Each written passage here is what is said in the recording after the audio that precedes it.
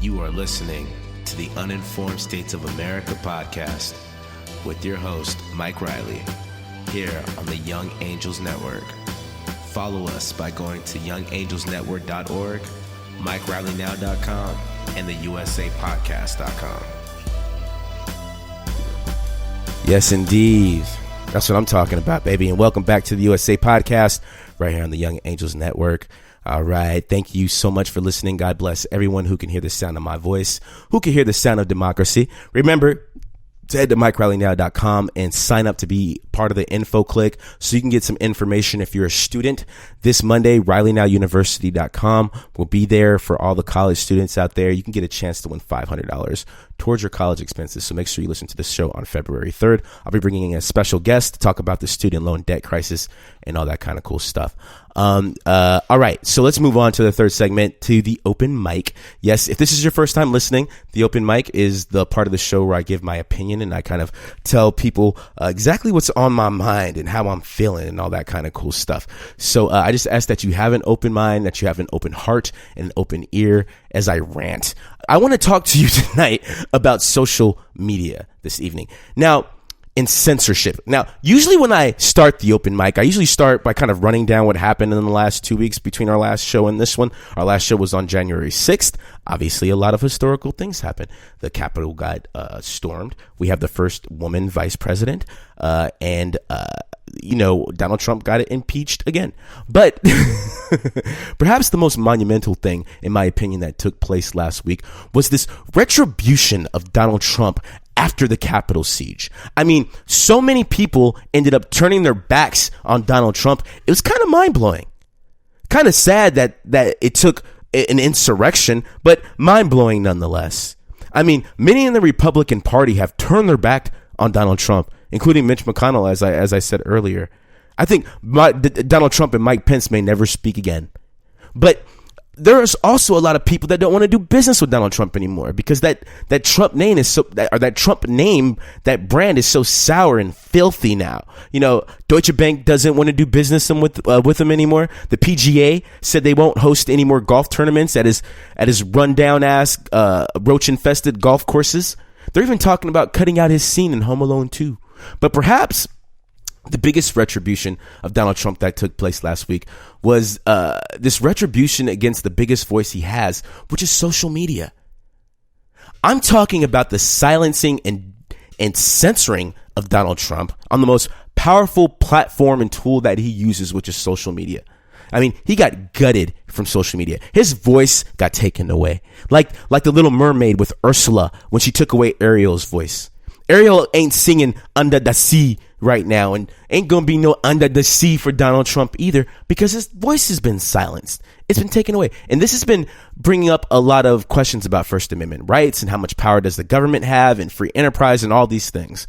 So this is what I want to talk about in the open mic. And I got mixed feelings about this, I got mixed feelings about this. And it's not just shutting down Donald Trump, but also those extreme right-wing machines that created this false sense of hope and belief in his followers, like Parler when they shut down Parler. So I'm going to get into that. And, like I said, I have mixed feelings about censorship in general. I'll quickly explain that to you. Now, I'm a product of the 90s, meaning I was born in the 80s and I was raised in the 90s and early 2000s. Anybody that knows me knows I'm a fan of some things that may be considered a little taboo, I suppose. Like, I love gangster rap music. And anybody that knows me knows I'm a fan of hip hop. But this, the subgenre of hip hop that I'm a big fan of is, of course, the gangster rap. I what can I say? I love, Snoop and Dre and all them. But anyway, and I also like, when I was a kid, I used to like kind of violent video games like Mortal Kombat and stuff like that. And in the 90s, I remember there was this big push to try to censor rap music because everybody said it incited violence. There was Dionne Warwick and Calvin Butts who led this huge crusade against rap music. If I'm not mistaken, it was Tipper Gore, the wife of Al Gore, who lobbied the United States government to get involved with censoring this music. It was in the early 1990s, I believe, the 2 Live crew was arrested for obscenity. These people were dragged to Congress, Uncle Luke and all them, and they had to fight for their First Amendment rights to say what they wanted to say over a record. Hell, the FBI sent out a letter to Ruthless Records about fuck the police. The reason why the government was so adamant about censoring rap music is because they said rap music incited violence. They said that's the reason why the black community is so run down. Not because of systemic racism or that the CIA was floating crack cocaine in there in the black community or that there's a racial justice system we had to live under. No, it was because of rap music. In 1992, there was a man by the name of Ronald Howard.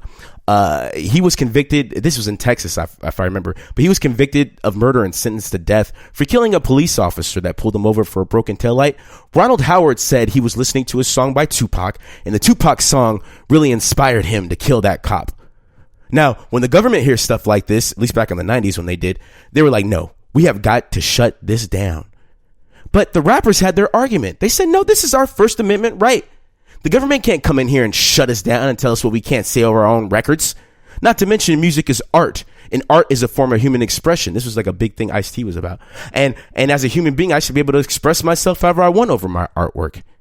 And many of us kids and young people that grew up in the 90s, that grew up in that era, hell, we felt the same way. We were like, hell yeah, you can't censor them. They should be able to say what they want to say over a record. That's their First Amendment right. Now, if you're thinking to yourself, Mike, does this mean that you're against censorship of Donald Trump on social platforms? No. Here's the fundamental difference between what happened in the 90s versus Donald Trump and what's going on now with Parler. Okay. I have a burner account on Parler. I created one just to see what the Trumpers were really thinking about. And some of the stuff I saw on there would blow your mind. I saw things about there needs to be firing squads to kill Mike Pence. They're talking about they want to go and slash Nancy Pelosi's neck. I mean, I've seen literal death threats, things that if the rest of us saw, they'd be like, whoa, red flag. Now, any other social media platform, you say things like this, like I'm going to directly kill this person or directly cause harm to this person. That's a threat. You're trying to incite violence, not in an artistic way like a musician would, but in a direct way. Like when you say I want to go kill Nancy Pelosi, things like that were all over Parler. Things I saw, and what a lot of other people saw leading up to the Capitol siege.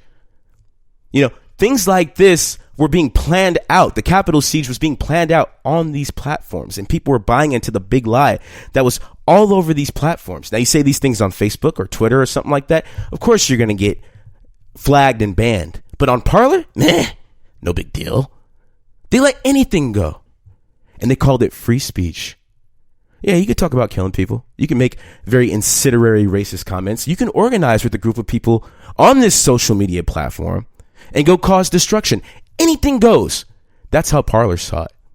And Donald Trump didn't have a Parler account, but it was something that was used by his followers nonetheless as the total echo chamber.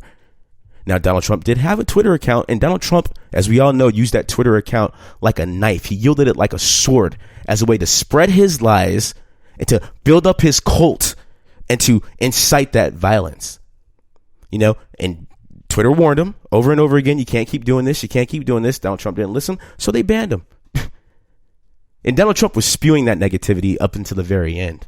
And you got to understand, I understand there's a double standard when it comes to Donald Trump and other people who incite violence or say violent things on Twitter. But Donald Trump is the president, was the president of the United States of America. He's one of the most powerful people in the world. Donald Trump's words matter a lot more. What he says on social media today matters a lot more than what 2 Live Crew was saying on their rap records back in 1992. And we're not talking about shutting down art here. We're talking about shutting down tools that are enabling people to do what we saw a couple weeks back out at the Capitol. Tools that are radicalizing people like ISIS was radicalized. This isn't a violation of your First Amendment rights. This is stepping in when somebody's yelling fire in a crowded theater. So that's the first way this is different from the rap music censorship in the 90s. And the second way is different. Is it wasn't the government that decided to come in and step down and shut down Donald Trump and Parler. It wasn't the government at all. Listen, back in the 90s, it was the government that was trying to shut down rap music or rap music. It was the government that came in and tried to shut down video games. It was the FBI that sent a letter to Ruthless Records and Eazy-E and all them about fuck the police. The FBI didn't send a letter to Parler. The government didn't talk to Twitter and said, hey, you need to shut down Donald Trump's account. Contrary to popular belief, the Democratic Party is not working with Twitter in order to silence conservatives. This wasn't the government. This wasn't a government decision at all. This was a decision of the private market. Something Republicans used to call free enterprise. Yes, Twitter, a private company, one that you agree to the rules on when you sign up for an account. It was them who made that decision.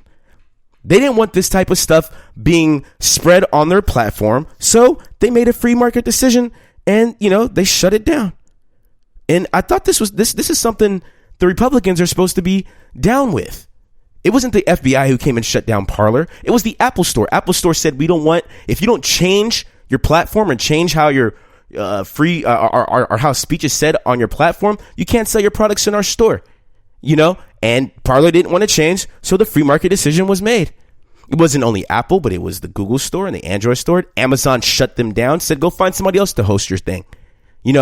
All these free market decisions, there was no violation of anybody's free speech or First Amendment rights in any regard. The government had nothing to do with this. Nobody got arrested like 2 Live Crew and NWA did back in the 80s and 90s. Nobody got a letter sent from the FBI to them. That was a free market decision, something Republicans used to fight for. And now they're saying the government should get involved. The government should get involved. The government should get involved. What happened to small government? What happened to all of this limited government? The Republicans, they like limited government when it works for them. They like limited government when it works for them. But you know what? And now they're saying the government should be involved. But you know what? I got to say, for once in a blue moon, I actually agree with the Republicans. I think government should step in too. No, not because I think what was done to Donald Trump was wrong or some sort of violation of his First Amendment took place, but because, like Angela Merkel said, this creates a little bit of a slippery slope. We live in a time and an age where these social media platforms, they hold a lot of power. Watch that movie, The Social Dilemma on Netflix, and you can get a cool understanding of what I'm talking about. I think now is the time for some regulation. And I don't mean repealing Section 230 like what Donald Trump always touts about. That would actually create more censorship on social media. But what I'm talking about is some form of regulation. Listen, pretty much everything we do, the government is involved in some way, shape, or form. With the exception of people who live completely off the grid out in the middle of nowhere somewhere. Most of us, what we do goes through some form of government regulation.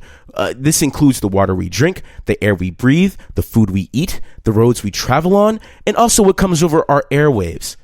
There's a reason why you're not allowed to say certain words on public radio and on public television. There's a reason why you never see cigarette commercials anymore. There's a reason why you don't see alcoholic beverage commercials with people actually taking a drink of the alcoholic beverage. There's a big reason why. The reason why is because there is some government regulation that got put into place that said, you can't put that kind of stuff on public airwaves.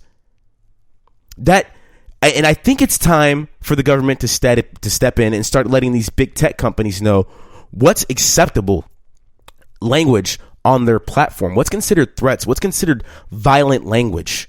When somebody says, hey, we can come in and kill the elected officials. The government stepped in and regulated the tech industry when it came to gathering our data and listening to us.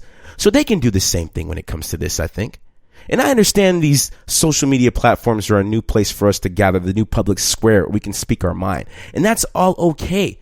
But just like any other public square, you can't start yelling direct threats because now you're not peacefully assembling. Now you're no longer exercising your First Amendment right. You're yelling fire in a crowded movie theater. This isn't a fight against your art. This is a fight against your threats. I think we should have a constitutional convention when it comes to the digital age. We need a new set of ideas. We need a new set of principles when moving into the 21st century completely, so that the amendments reflect what's going on now. We don't live. This isn't the 1780s where we all live in a scattered land, shooting at each other with single shot muskets. No, we need something for the new digital age. That's what I believe. And that's how I look at this whole censorship issue. Not necessarily that these platforms don't have a right to do what they want with their business, but we should have never gotten to this point to actually begin with. That's how I look at it. And if we act now, I think we can take some preventative measures to make sure something like Donald Trump and what happened at the Capitol a couple weeks back never, ever happens again. But I want to know what you think out there. What do you guys think of my open mic rant tonight about censorship? Parental advisory, explicit content. All right, y'all. That is our show for this evening. I want to thank you all so much for listening. We had a hell of a couple of weeks. Joe Biden is in there. Kamala Harris is in there. Donald Trump, peace out. And don't let the doorknob hit you where the good Lord split you. I want to thank my guest, Ann Heiner. Thank you so much for coming on here tonight and telling us about the COVID vaccine. God bless you for what you do. I want to say a big shout out to my team. A big shout out to Brooke Doherty, to Nick. Thank you so much for everything, guys. A big shout out to Aya. Big shout out to Charlie, my homegirl. And I want to say God bless every single last one of you. Remember, RileyNowUniversity.com will be live on this Monday, where you can sign up and win $500 if you're a college student. I'll be back on February 3rd. And remember, democracy is not a spectator sport. It starts with all of us. God bless you. I'll see y'all soon. Cheers. America Podcast with your host, Mike Riley, here on the Young Angels Network.